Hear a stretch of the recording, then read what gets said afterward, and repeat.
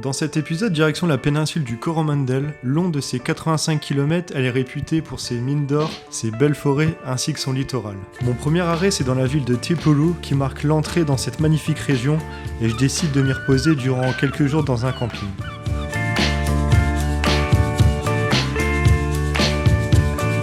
Et ensuite, je décide d'emprunter une route qui fait tout le tour de cette péninsule en longeant l'océan. Elle fait partie de mes favorites sur l'île du Nord. C'est vraiment une expérience incroyable à faire, surtout par beau temps.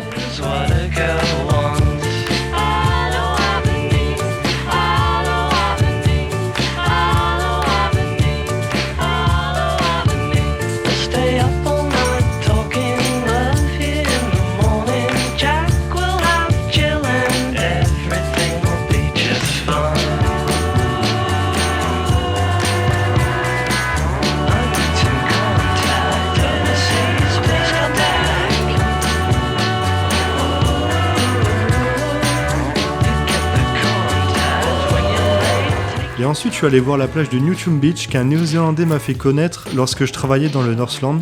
Cette plage n'est pas du tout connue des touristes et elle se mérite car elle est uniquement accessible à pied à partir d'un parking un peu perdu du village de Wangapua.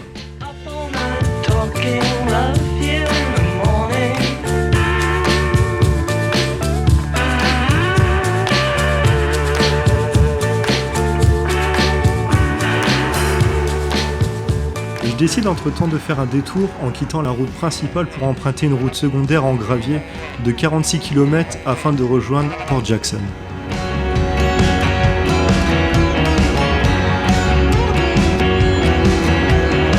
Orange sky on the Pacific dockside reminds me of a trip into your eyes. Oh yes, the yellow sweater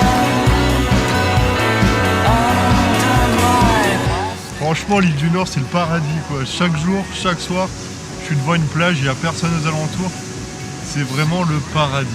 Enchanted broccoli forest.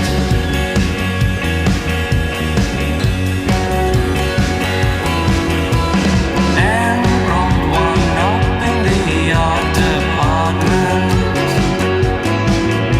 She can really talk once you get her started. Et autre spot à voir, et pas des moindres, c'est la plage Cathedral Cove. C'est un incontournable de la Nouvelle-Zélande, et c'est là où se trouve une imposante arche de pierre façonnée par l'érosion. Et elle a notamment servi de décor pour une scène du film Le Monde de Narnia, et est également considérée comme la plus belle plage du pays, mais ça c'est subjectif bien entendu.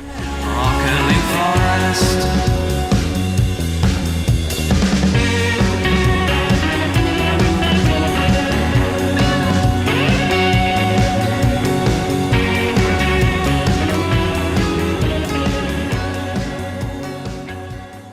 Et ensuite, je quitte le littoral pour retourner dans les terres, faire une petite randonnée facile et insolite qui permet de découvrir un ancien site minier.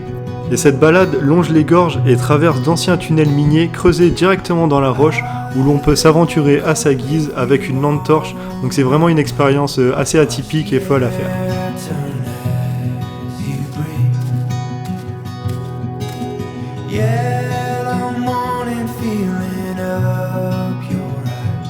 Waking up the life in me.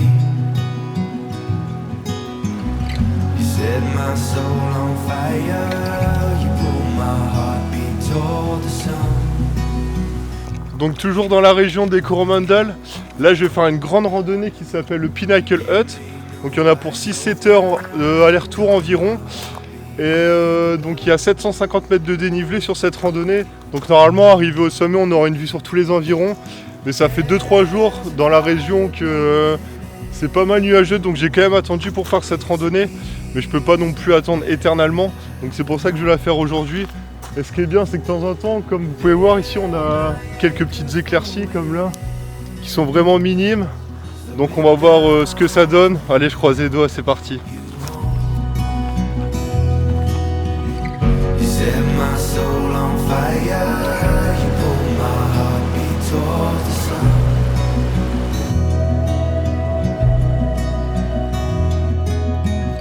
You give me new eyes open. You call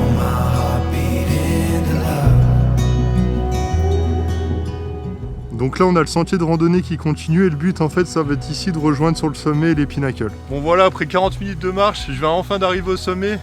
Donc le chemin pour arriver ici franchement c'est casse-gueule en plus comme il pleut. Mais j'ai pris mon temps. Et donc au final même si j'ai pas de vue, je suis content de l'avoir fait.